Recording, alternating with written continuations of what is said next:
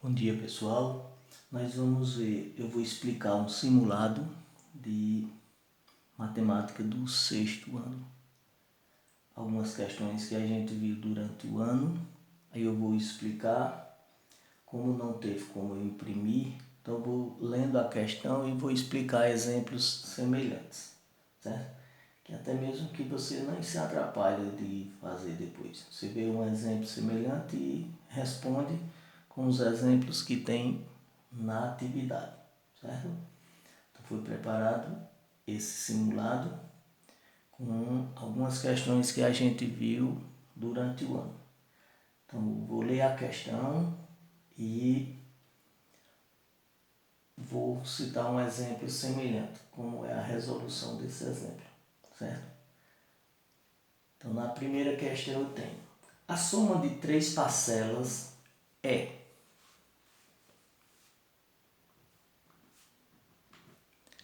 Então digamos que a soma de 3 parcelas dá esse valor aqui. Aí eu tenho a primeira parcela.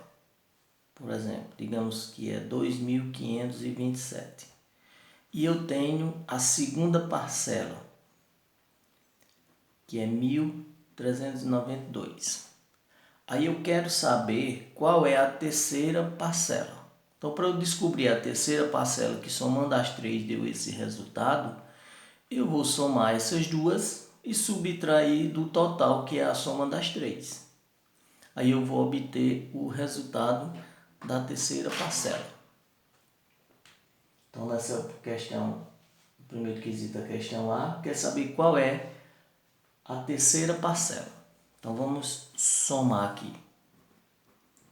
2.527 mais 1.392.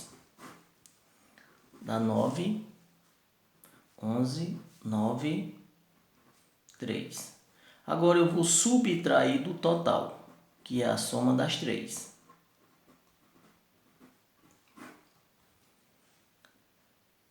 Aqui eu posso pegar uma dezena emprestada. 9 para 10 dá 1.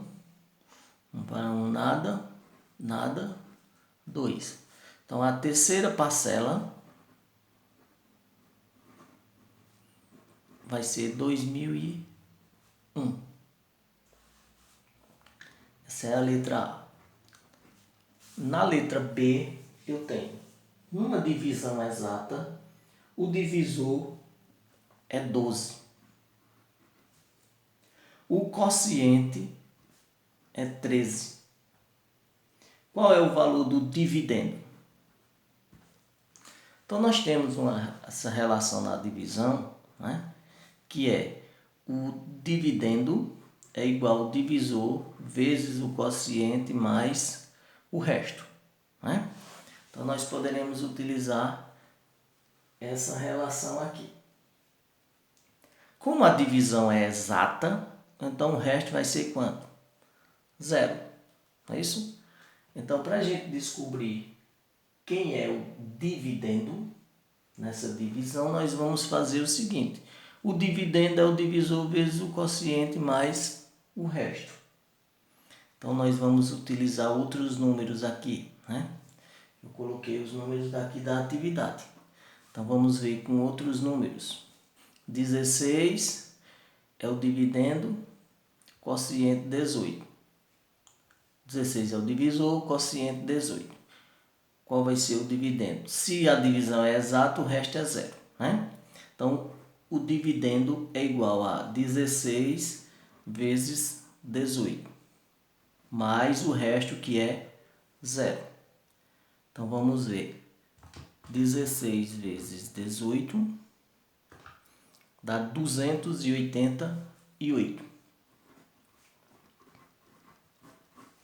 Então, o dividendo vai ser 288. Como o resto é 0, somando com 0 vai dar ele mesmo, né? Vamos para a questão C. Na questão C eu tenho: Damiana saiu de casa com 5 notas de 10 reais, 2 notas de 2 reais, 3 notas de 1 real. Então, digamos que, por exemplo, ela saiu com 4 notas de 10, né? Um exemplo, 4 de 10, 3 de R$ 2 e digamos que foi com 5 moedas de R$ 1. Ela gastou R$ 38. Com que quantia Damiana ficou? Então, aqui digamos que gastou R$ 45.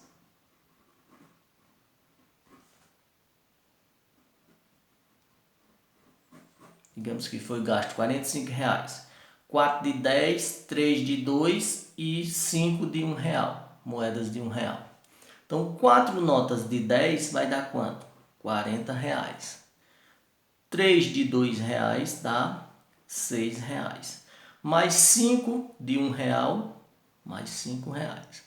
40, 46, R$ 51. Como ele gastou 45, então 51 menos 45 dá R$ 6, né? Então a quantia que a pessoa vai ficar é com R$ 6, né? Tem um problema aqui com outro número, aí você vai observar, descobre o valor de cada nota, a quantidade que tem de cada nota, soma e depois subtrai do total. Na questão D, eu tenho Fernanda andando de bicicleta em uma praça circular de 360 metros de comprimento. Sabendo que Fernanda deu 11 voltas completas e ainda pedalou mais 64 metros. Diga quantos metros Fernanda pedalou no total. Então, digamos que a praça tenha 420 metros.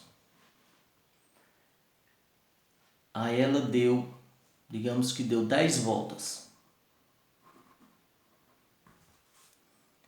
E ainda pedalou mais 84 quilômetros, 84 metros, por exemplo, né? Então, aqui seria o comprimento da praça, na praça circular, digamos que fosse 420 metros. Ela deu 10 voltas, vezes 10, mais 84 metros que ela caminhou.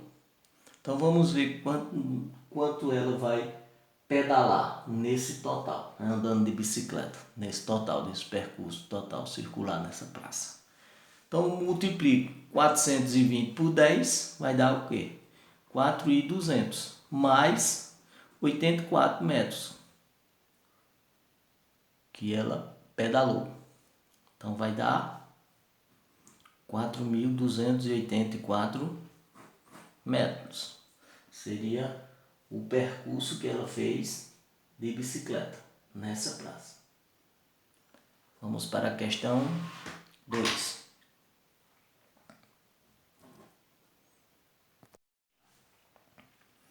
Aqui, vamos ver a conversão de quilo,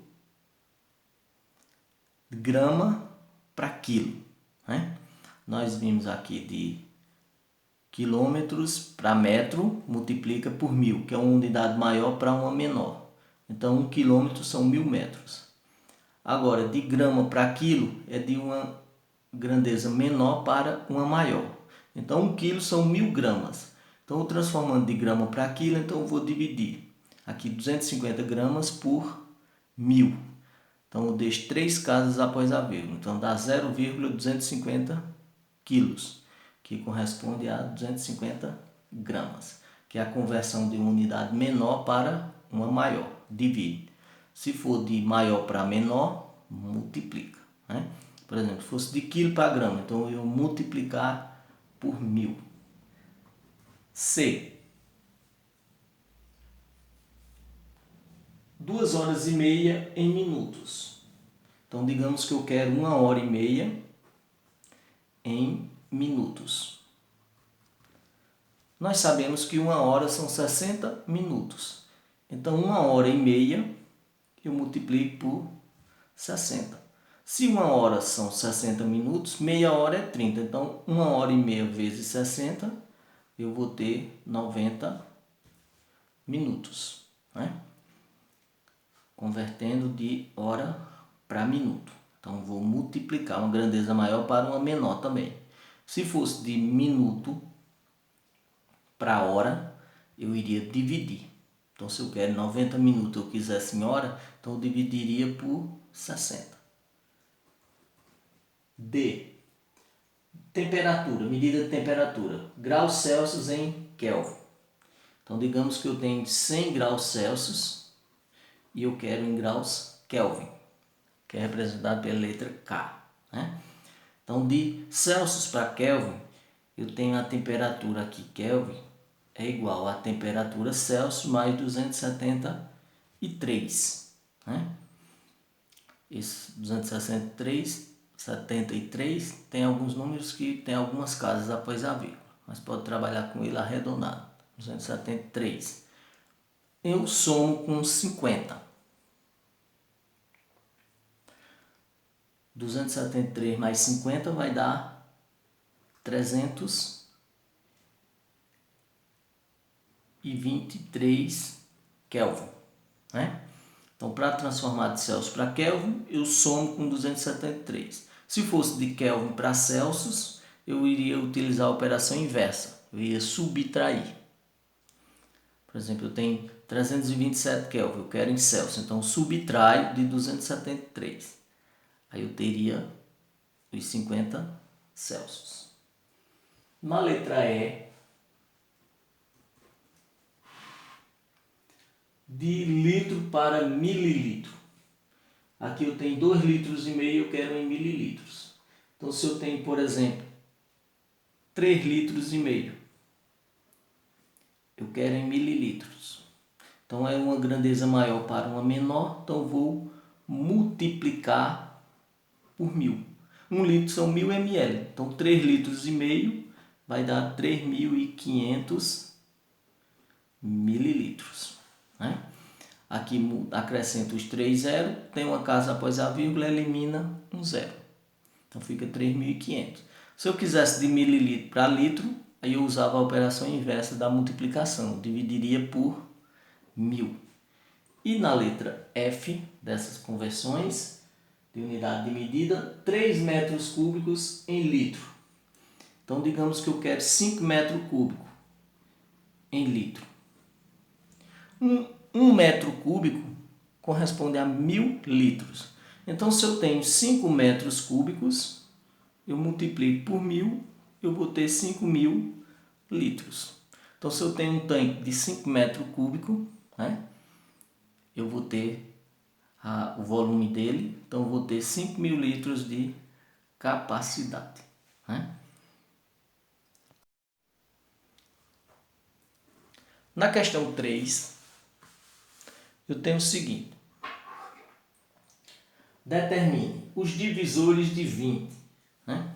Então vamos ver os divisores de um número aqui, de outro número, de 30. Vamos ver quais são os divisores de 30.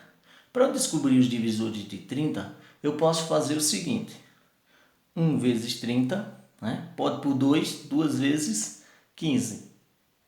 3 vezes 10, por 4 não é 5, 5 vezes 6. Então, os divisores de 30 são quem? Você pode começar 1 vezes o número, olhe se pode por 2, se ele for par pode, se é divisível por 3, aí você vai colocando os produtos. Então, aqui organizando, de 30, 1, 2, 3, 5, 6, 10, 15 e 30. Então, no conjunto dos divisores, nós temos um total de números finitos, né? B. Escreva os 6 primeiros múltiplos de 18. Então, aqui vamos colocar os múltiplos de 25. Os 6 primeiros múltiplos de 25. Já os múltiplos, eles são infinitos. Aqui está pedindo 6. Então, vamos colocar os 6 múltiplos de 25. Então, o primeiro é o 0, 25, 50. Você pode ir multiplicando por 0, 1, 2, 3, 4, 5, para obter os múltiplos. 0 vezes 25, 1 vezes 25, 2 vezes 25, 3 vezes 25. Então coloca 0 o número e vai somando ele. 75, 100, 125, aí coloca a reticência no final. Aqui eu fiz 6, né? Então você pode fazer o que tiver pedindo, mas eles são infinitos. Então você coloca no final reticência. Já os divisores têm um total de divisores finito. C. Escreva 4 números primos menores do que 20. Então, o que são números primos? São números que só têm 2 divisores, um e ele mesmo, né? Só pode dividir por 2 números, ou por um ou por ele mesmo.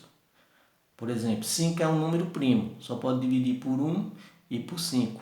11 é um número primo, só pode dividir por 1 e por 11, né?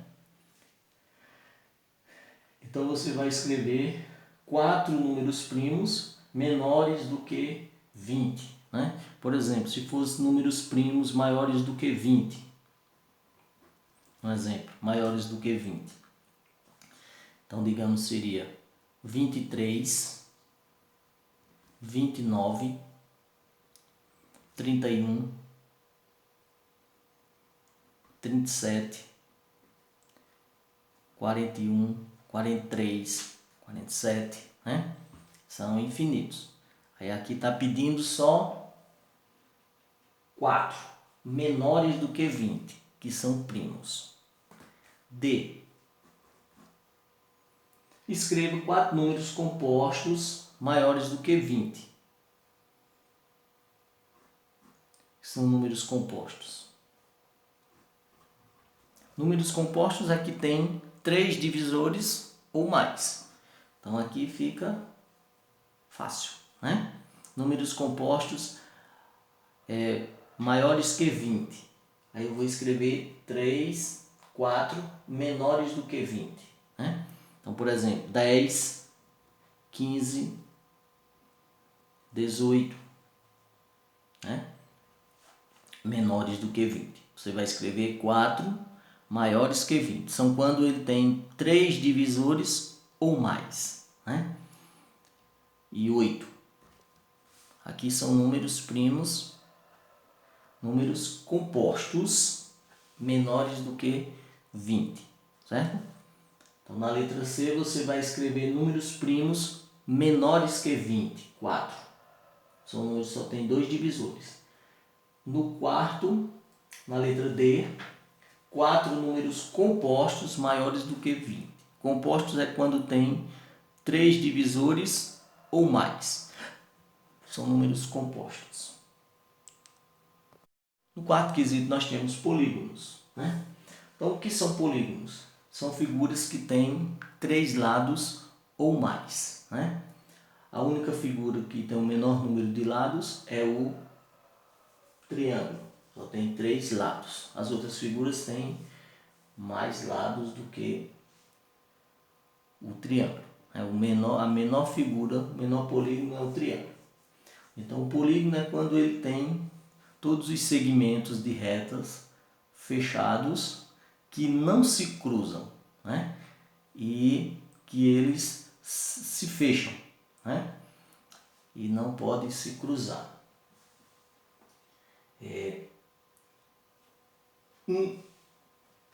Nós temos a classificação com relação ao número de lados, né? Ele pode ser um triângulo, um quadrilátero, um pentágono, um hexágono, um heptágono, um eneágono, um decágono, né? Que são figuras que vão de 3 lados a 10, né? Por exemplo, uma figura de 2 lados ela não tem nome porque não forma um polígono, né? Então, se a figura tem 10 lados, ela é um decágono. Então, ela vai ter 10 lados, 10 ângulos, 10 vértices, né? O número de lados é igual ao número de ângulos e também, consequentemente, é igual ao número de vértices. Aí você vai responder.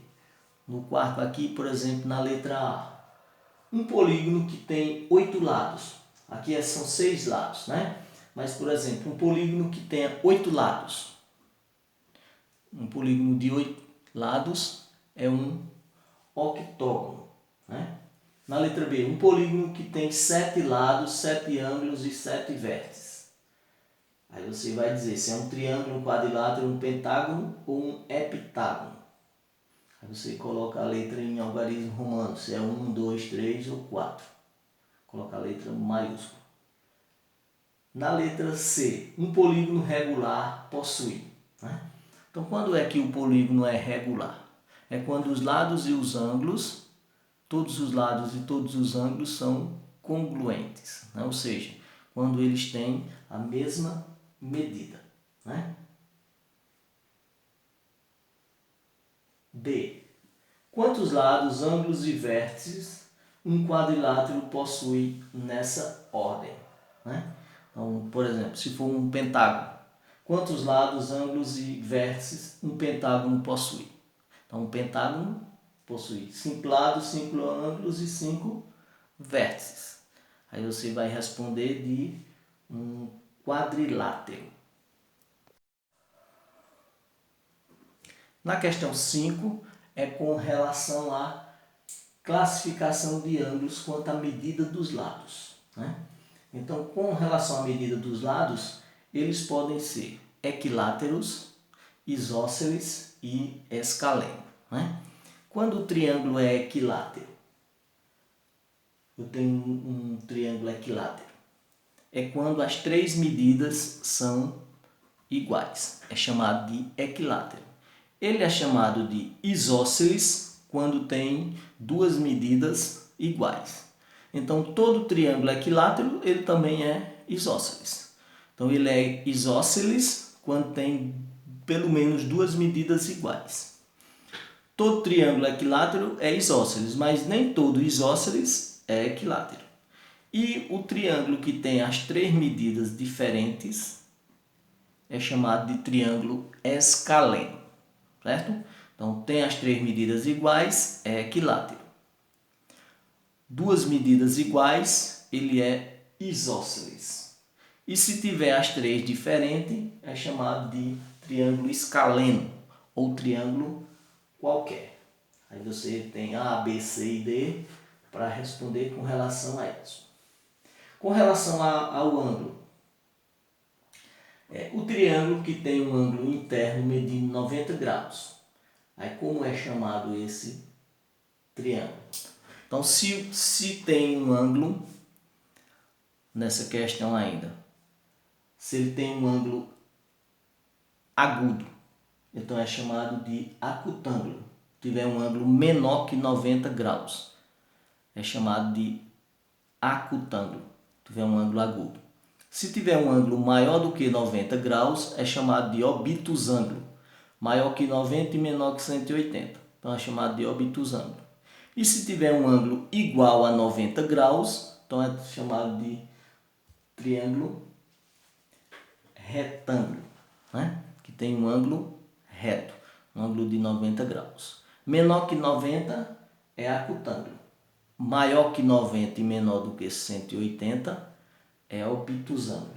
E quando tem um ângulo de 90 graus, é chamado de triângulo retângulo. Na questão 6, eu tenho, é com relação aos giros, né, de um ângulo.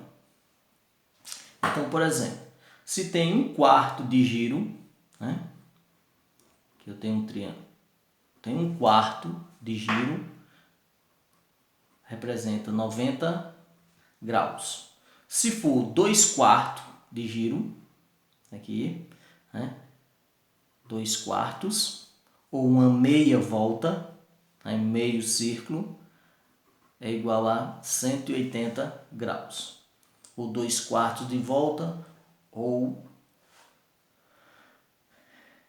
a metade, né, uma meia volta, é 180 graus. 3/4 de volta,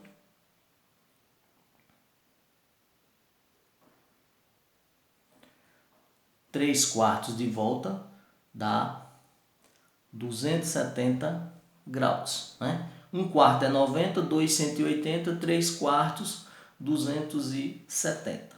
E a volta completa eu tenho 4 quartos, que é igual a 360 graus. Né? Seria uma volta completa, um círculo. Né? Então, um quarto representa 90 graus, que é um quarto de volta. Né? 2 quartos, que é meia volta, ou a metade, é 180. 3 quartos, 270.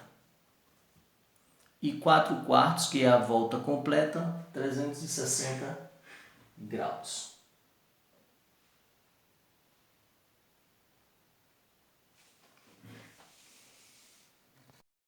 Na questão 7 é com relação a trabalhando frações, né?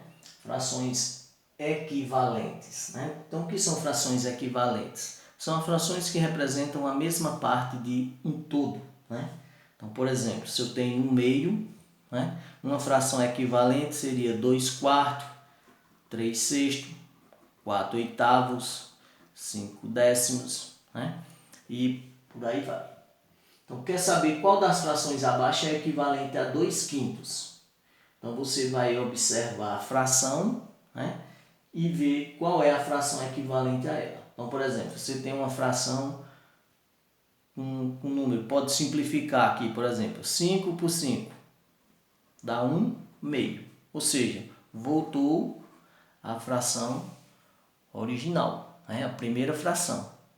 Então, comprova que elas são equivalentes. Então, você pode pegar uma fração e simplificar essa fração para saber se é equivalente à fração dada.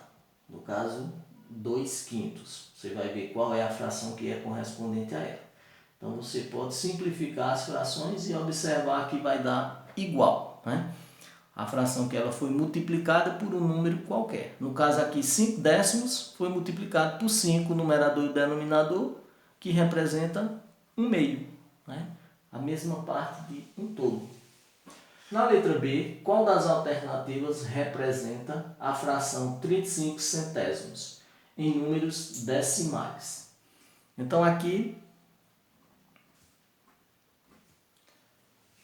é relacionado conversão de frações para números decimais. Então, por exemplo, se eu tenho uma casa após a vírgula, por exemplo, 1/10, então vai ser 0,1. Né? 1 centésimo, 0,01. 1 milésimo, aí eu vou deixar 3 casas após a vírgula. Veja que 1/10 ficou uma casa, 1 centésimo, 2, e 1 milésimo, 3 casas após a vírgula. Então, se eu tenho, por exemplo, 32 por 1000, 32 milésimos. Então, aqui eu vou deixar 3 casas. Né? Se eu tenho 15 centésimos, então aqui eu vou deixar quanto? 2 casas após a vírgula. Né? Se eu tenho 8 décimos, então 0,8. Na letra C, é convertendo de decimal para fração. Né? É o contrário agora, de número decimal em fração decimal. Então, eu tenho 0,065 ou 65 milésimos. Então, se são 3 casas após a vírgula, você vai ter milésimos. Por exemplo, eu tenho 0,8. Então, aqui eu tenho 8 centésimos. Eu tiro a vírgula, esse zero aqui some. Se for números, eu deixaria. Né? Como é zero, elimina. Por exemplo, se eu tenho aqui 1 inteiro e 23 centésimos. Então, ficaria aqui. Eu tiro a vírgula, fica 123 sobre quanto? 100, que são 2 casas. Né?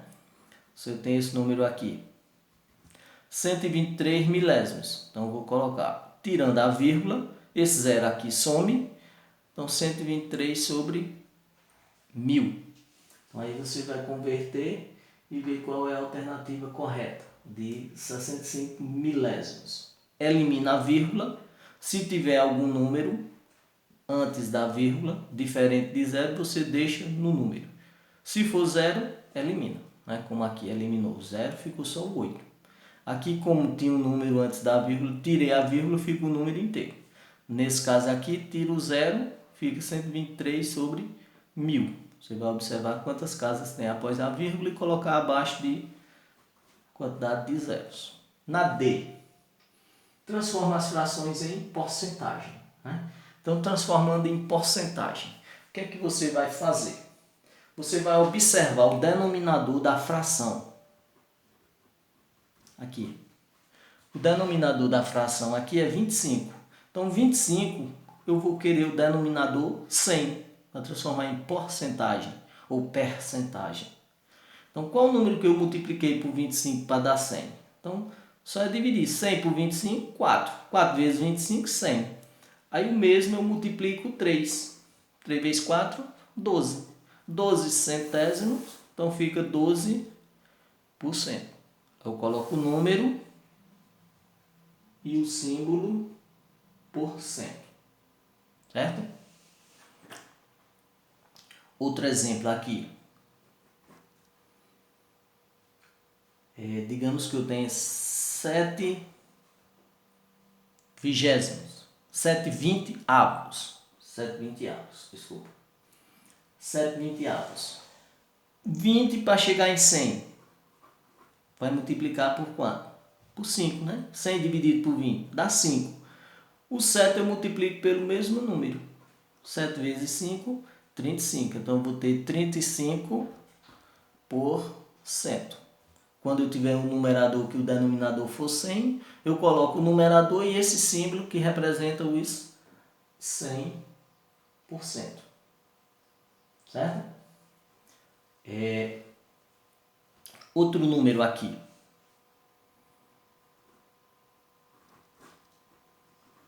18,50. O 50 eu vou multiplicar por quanto para dar 100?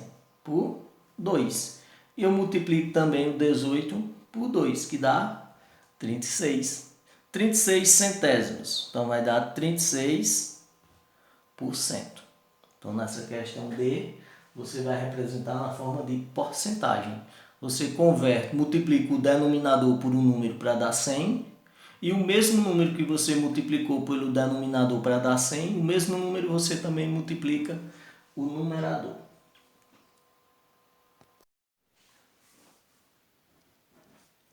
Nessa questão 8, nós vamos comparar frações. Ou seja, ver qual é a fração que é a maior e qual a fração que é a menor. Certo? Então vamos comparar duas frações aqui. Por exemplo, 3 quintos e 5 oitavos. 3 quintos e 5 oitavos. Você pode tirar o mínimo múltiplo comum ou pode multiplicar cruzando. 3 vezes 8, 24. 5 vezes 5, 25. Certo? Então aqui 24 é maior ou menor do que 25? É menor que. Né? Então essa fração aqui vai ser menor, 3 quintos é menor do que 5 oitavos. Outra forma de você resolver seria você multiplica o denominador da segunda por essa aqui e o numerador da segunda por essa aqui. Certo? Aí você vai obter o número. Por exemplo, o denominador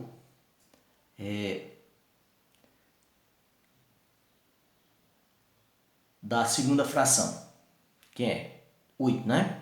Então eu faço aqui 8 vezes 3, 24. 8 vezes 5, 40. E agora eu vou multiplicar o denominador da primeira por a segunda fração. 5 vezes 5 dá 25. 5 vezes 8, 40. Então o que é que acontece? 24 40avos e 25 40avos. 24 é menor que 25 40avos. Eu posso resolver dessas duas maneiras, certo? Outra fração.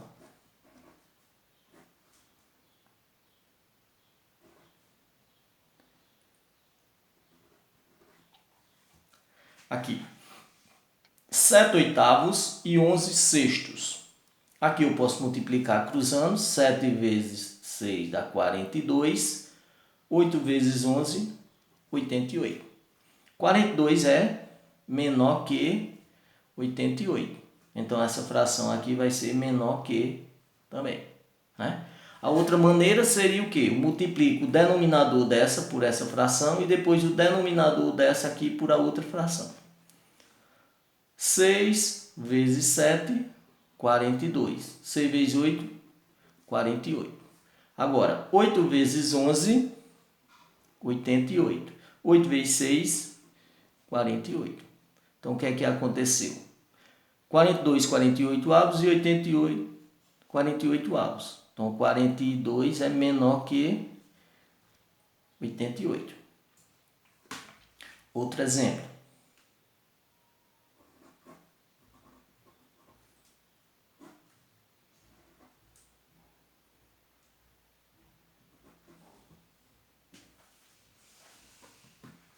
Agora, 9 vezes 7, 63. 15 vezes 3, 45. Agora, 63 é maior que 45. Não é isso? Agora, fazendo da outra forma, eu multiplico o denominador da segunda por a primeira fração. 7 vezes 9, 63.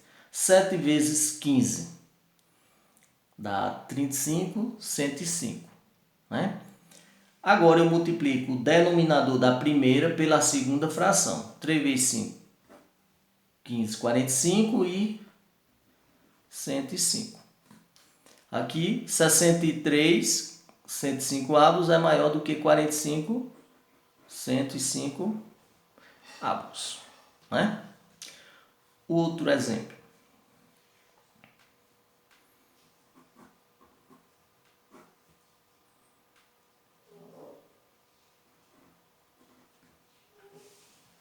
Aqui. 4 nonos e 1 terço. 4 vezes 3 dá 12. 9 vezes 1, 9. Então, 12 é maior que 9. Eu multipliquei aqui. 4 vezes 3, 12. Coloca aqui. E o denominador da primeira por o numerador da segunda. Coloca aqui. Então, 12 é maior do que 9. Então, eu posso dizer que essa primeira fração é maior que a segunda fração. A outra forma seria o denominador dessa vezes essa fração. Vai dar 12, 3 vezes 9, 27. E o denominador da primeira por a segunda fração. 1 vezes 9 dá 9, 9 vezes 3, 27. Então, o que é que eu tenho aqui? 12, 27 avos é maior do que 9, 27 avos. Certo? Então, você pode fazer de qualquer uma das duas para encontrar a fração correspondente, a qual é a maior ou menor. Na questão 9, nós temos problemas envolvendo números decimais. Então, tem a altura de uma casa era de 4,79 metros. Foi construído um andar, um segundo andar, e a altura da casa passou a ser de 7,6 metros. De quantos metros a altura inicial da casa foi aumentada? Então, por exemplo, digamos que a casa tivesse 4,27 metros a altura dela, né? Aí foi construído o segundo andar. Aí esse segundo andar, a casa passou a ter 7,8 metros, ou 7,80 centímetros. Né? Aí quer saber quanto aumentou na casa a altura inicial, foi aumentada. Então aqui nós vamos subtrair esses números decimais. Então na subtração de números decimais, você vai colocar vírgula abaixo de vírgula, não é isso? Então eu vou pegar 7,80, 4,27. A primeira parcela maior. Se o número tiver um número de casas depois da vírgula for menor, então você pode preencher com 0, né? Com 2 casas ou 3, o que for, para os dois ficar com a mesma quantidade de casas depois da vírgula. Se o número for inteiro, você pode colocar uma vírgula e um total de zeros depois da vírgula. aí coloca vírgula abaixo de vírgula. Subtraindo, 7 para 0 não pode, pega uma dezena, 7 para 10 dá 3, 2 para 7, 5 e 3. Então aqui aumentou nessa altura da casa, né, com relação à construção do segundo andar, né, aumentou 3,53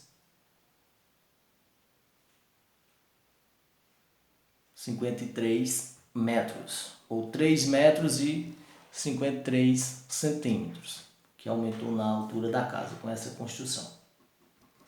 Na questão 2, eu tenho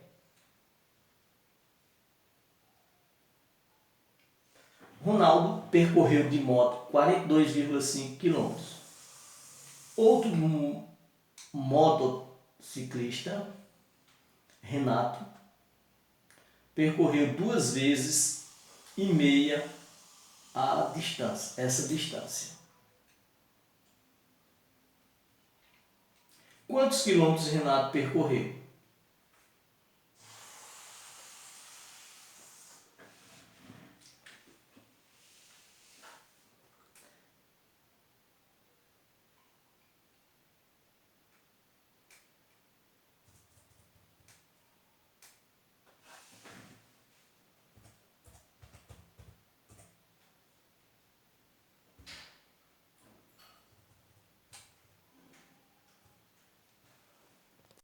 Tinha ficado errado um detalhezinho aqui, eu corrigi. Aqui o problema. Ronaldo percorreu de moto 42,5 km. Outro motociclista, Roberto, percorreu 2 vezes e meia essa distância. Quantos quilômetros Roberto percorreu? Então, por exemplo, digamos que Ronaldo percorreu 53,4 quilômetros. E Roberto percorreu 2 vezes e meia essa distância. Então, digamos que ele percorreu 1 vez e meia a mais. Então, 1,5, né? A mais dessa distância. Então, você vai multiplicar. A multiplicação de números decimais. 53,4 vezes 1,5. Multiplicando, 5 vezes 4 dá 20. Dá 15, 17, 25 com 1, 26. 1 vezes 4, 4, 3 e 5. Multiplica normalmente, aí você soma 11, 10, 8. Aí agora você vai observar quantas casas tem após a vírgula? 2. Então vai deixar 2 casas aqui. Então vai dar 80,10 quilômetros que Roberto vai percorrer, né? Ronaldo percorreu 53,4. Roberto percorreu 1 vez e meia a mais. Então ele vai percorrer 80,10 quilômetros. Será o seu percurso. Multiplica normalmente, no final você conta quantas casas tem à direita da vírgula. Aqui tem uma e uma, 2. Então você deixa 2 casas após a vírgula.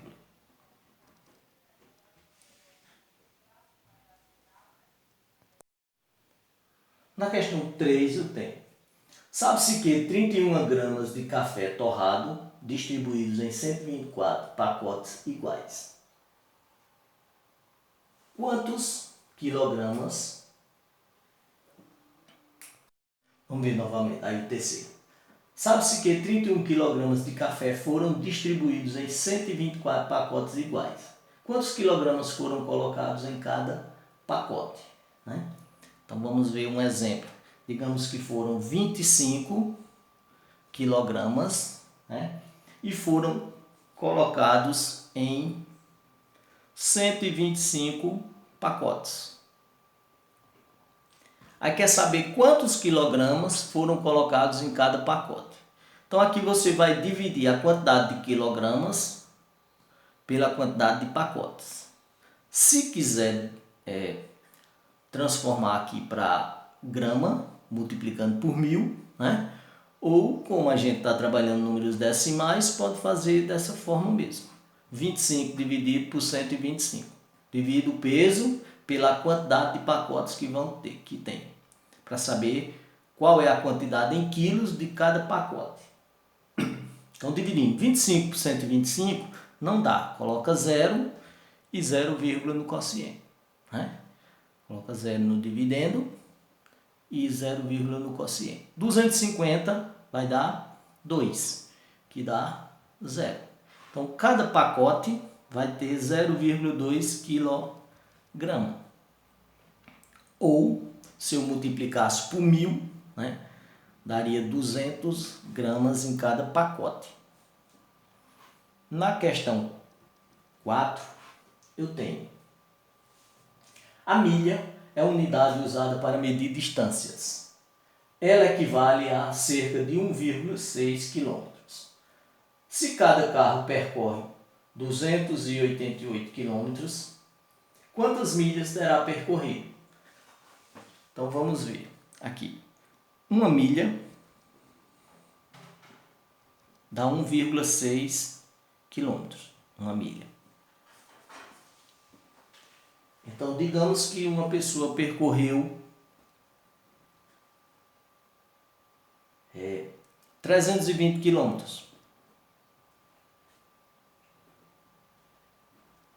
Então, quantas milhas essa pessoa vai percorrer?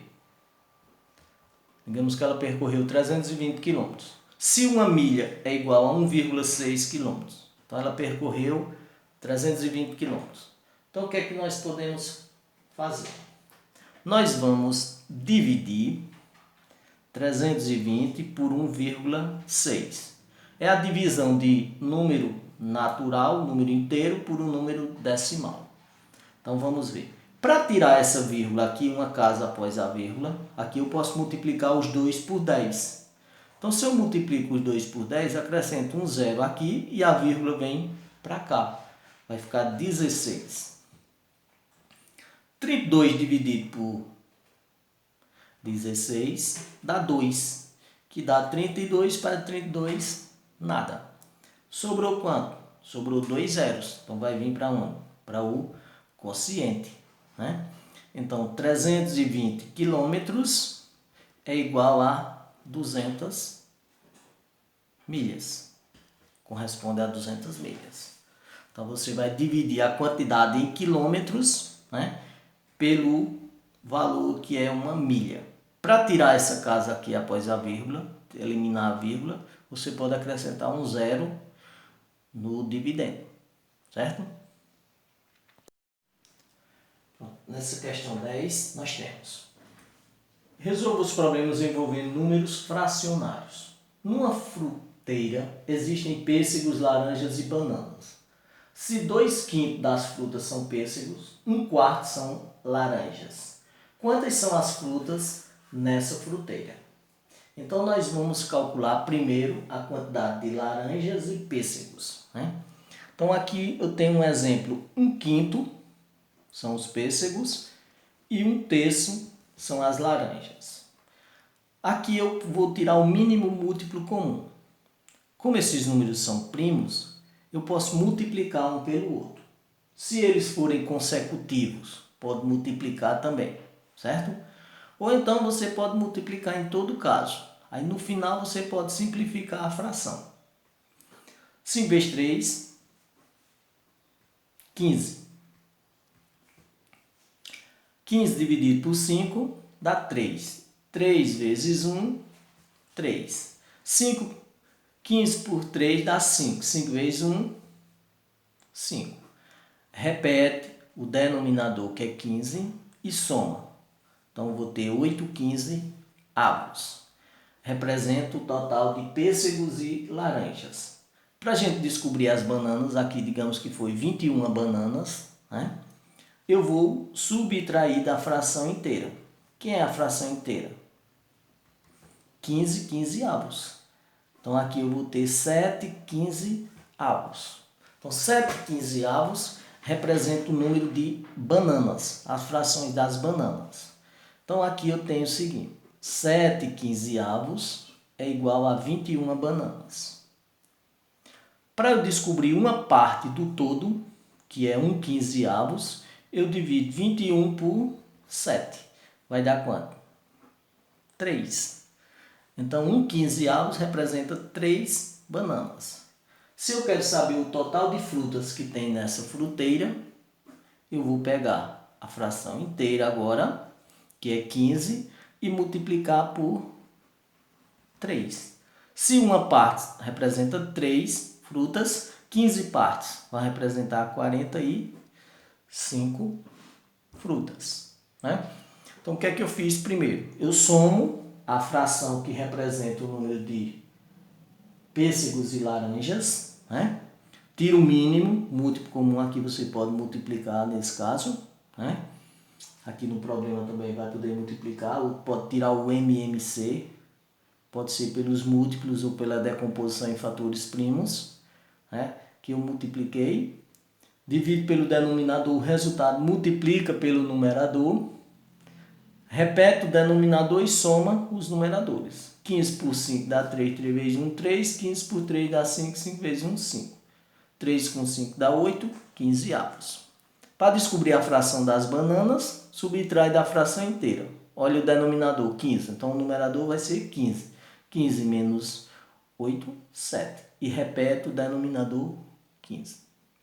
7/15 representa as 21 bananas. Então, 1/15 vai representar 1. Então, 15/15, 15 vezes 3. Se uma parte é 3, 15 partes vão ser 45. Então, nós vamos ter 45 frutas, né? No segundo exemplo, eu tenho. No concurso público, 5/8 dos candidatos inscritos foram reprovados. Foram aprovados 150 candidatos. Qual o número de inscritos nesse concurso? Então, vamos ver um exemplo aqui. Digamos que teve um concurso público e 3/5 foram reprovados, né? Digamos que 3/5 foram reprovados. Aprovados,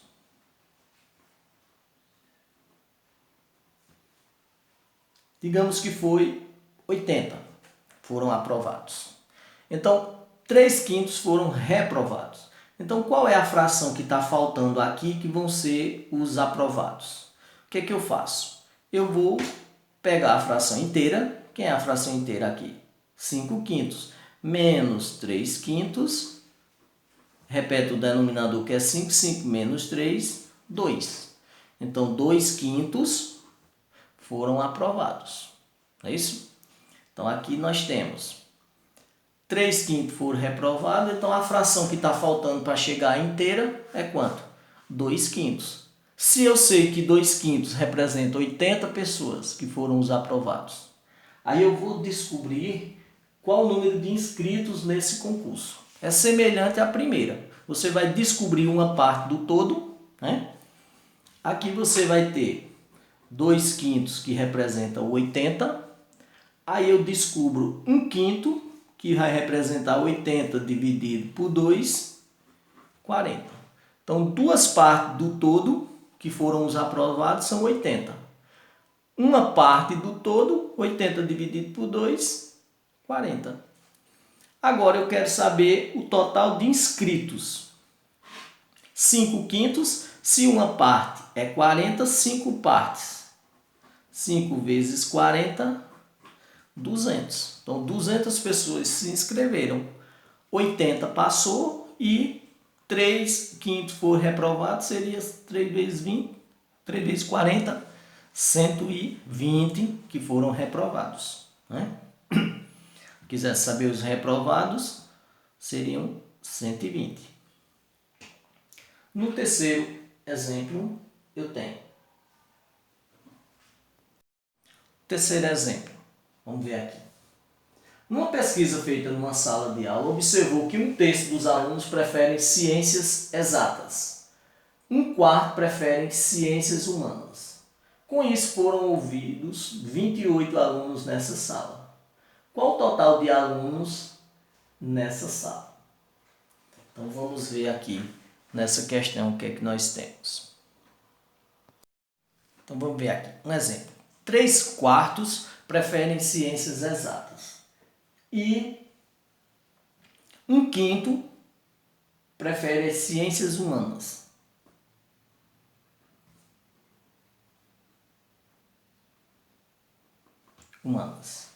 Aí quer saber, digamos que foram 30 alunos, que corresponde a esse total, né? Digamos que são 30 alunos que vão corresponder a esse total. Vamos ver, 38 alunos correspondem a esse total que foram entrevistados, né? 3/4 deles preferem as ciências exatas, né? Por exemplo, matemática. E as ciências humanas, 1/5, digamos que fosse ciências. Então, 38 alunos foram pesquisados. Aí quer saber qual o total de alunos dessa sala. Então, aqui eu vou fazer a soma dessas duas frações.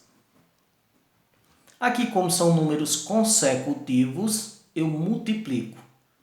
4 vezes 5, 20. Vai ser o MMC. 20 dividido por 4, 5. 5 vezes 3, 15. 20 dividido por 5, 4. 4 vezes 1, 4. 15 com 4, 19 vinteavos. Soma os numeradores e conserva o denominador. Agora, a fração inteira, esse aqui representa o total de alunos que foram entrevistados, que foram 38. Não é isso? Então, nós vamos descobrir agora o quê? 1/20avos. Então, eu vou dividir 38 por 19, dá quanto? 2. Então, 1/20avos representa 2 alunos, né? Esse total aqui, 19/20avos, representa os 38 alunos que foram entrevistados. 1/20avos representa 2 alunos que não teriam sido entrevistados. Então, eu quero saber o total de alunos dessa escola. Então, quem é a fração completa? A inteira. 20/20avos. Então, eu vou fazer, se 1 é 2, uma parte é 2, 20 partes vão ser quanto? 2 vezes 20, 40. Então, nessa sala teria 40 alunos, né? Onde 38 foram entrevistados. Aí quer saber o total de alunos. Então, você vai descobrir o total que vai representar os alunos entrevistados. Depois, descobre uma parte do todo. E o todo representa a fração e multiplica pelo total de uma parte. E na questão 4,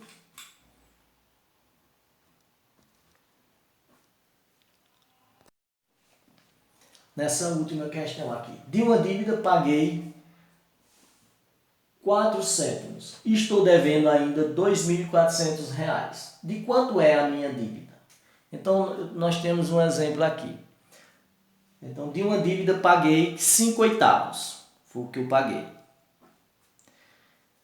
Se eu paguei 5/8, então eu estou devendo 3/8. Né? A fração inteira. Quem é? 8/8 menos 5/8 dá 3/8, que é o que eu estou devendo. Então, 3/8, digamos que corresponde a R$ 1.200. Então, eu vou descobrir que fração? 1/8.